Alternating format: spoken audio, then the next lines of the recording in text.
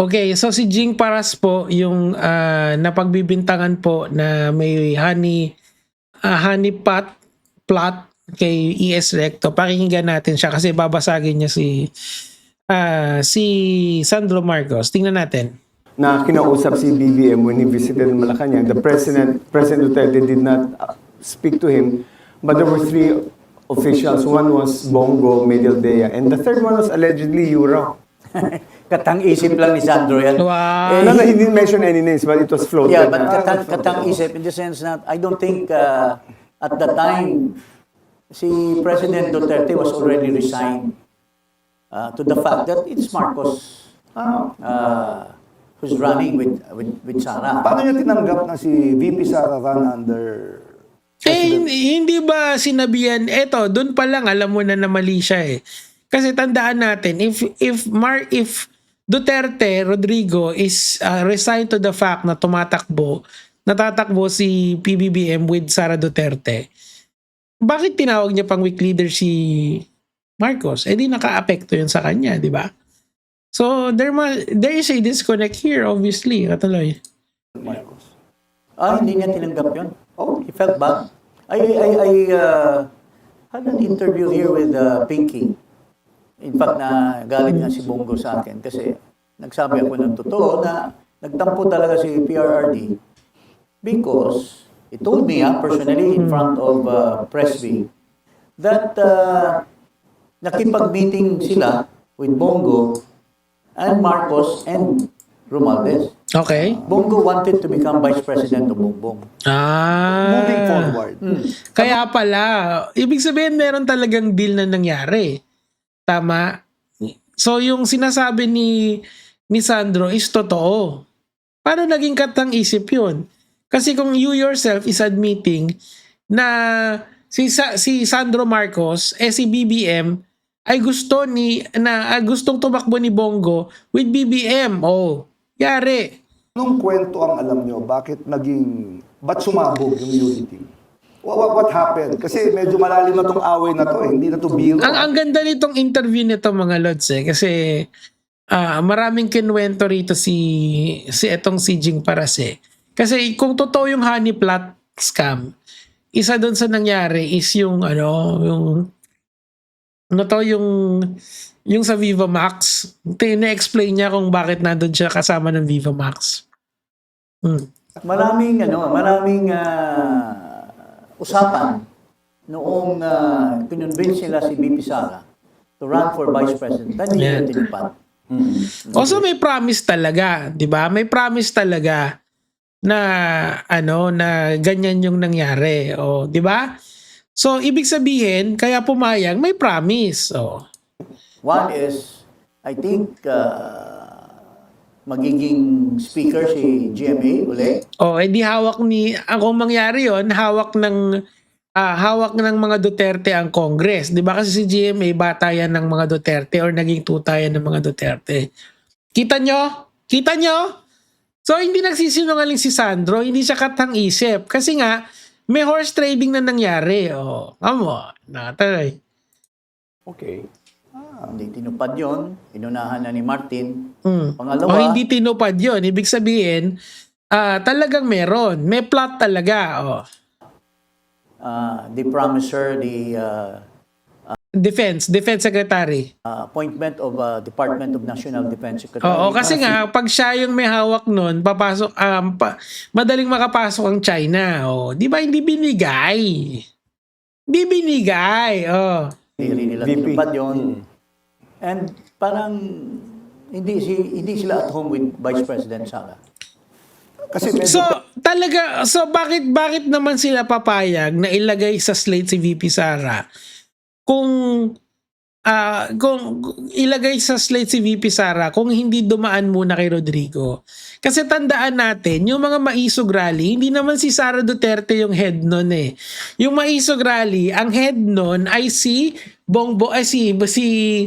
Rodrigo Duterte at saka yung mga kapatid ni Sara na binabanatan nila si Bongbong. Ibig sabihin talaga, totoo yung sinasabi ni Sandro na ang gusto ng mga Duterte, ng mga Marcoses ay ng mga Duterte ay ilagay sa pwesto yung mga key positions, 'di ba? Siguro ang nangyari diyan, nakita nila ng Pangulong Marcos na lugi kapag ginawa 'yon. So siguro binabaan nila, 'di ba? Ilalagay kita sa DepEd. Kasi yung unity problem naman, hindi naman yan pumutok. Pumutok na lang yan nung nagkaroon ng confidential funds, 'di ba? Doon yan nagsimula yung Martin Romualdez versus Sara Duterte. 'Di ba? Yung tinawag niyang tambaluslos si Martin, yari siya. Yari ka! Personal na yung labang. Hindi na simpleng political yung labang. Yung impeachment is part of the Constitution. It's part of the process. Allegedly or supposedly to punish erring officials from the president down to the pension. Ayan, since 2022, after the kasi syempre out of government na ako, so nag-sideline ako, I invested in, mayroon akong kaibigan na nagpo-produce ng Ito na yung mga sa sa Viva Max eh. Pero balikan muna natin yung kay Sandro Marcos. So, ang point kasi dito, mga lods, si Jing Paras is saying nakatang isip lang yung sinabi ni Sandro. Pero if you look at the context of what happened, it seems to me that there was trading na nangyari, horse trading na nangyari. Hindi natin makakaila yun. Kinonfirm niya eh. Sinabi niya katang isip, pero kinontradict niya rin yung sarili niya. Kasi hindi naman binigay yung house kay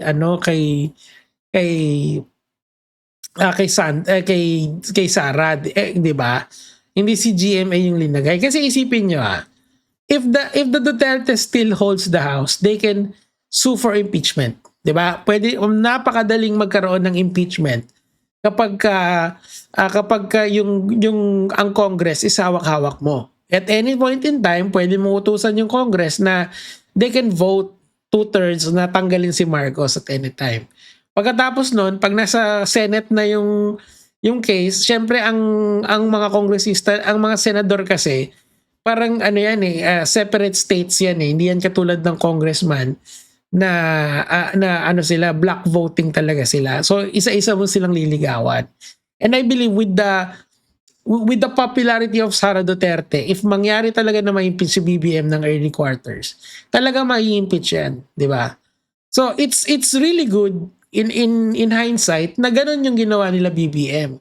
Na binigay ni BBM sa taong mapagkakatiwalaan niya. Kaya nga lang talaga, ang problema kasi nakakaproblema na ngayon si Martin tsaka si BBM eh, 'di ba? So, pero nung simula, ito sa good strategic move to keep the house to keep the government sealed. Kasi isipin niyo kung nawala si Marcos diyan or kung natanggal si Marcos agad-agad, 'di ba? Ang hirap nun.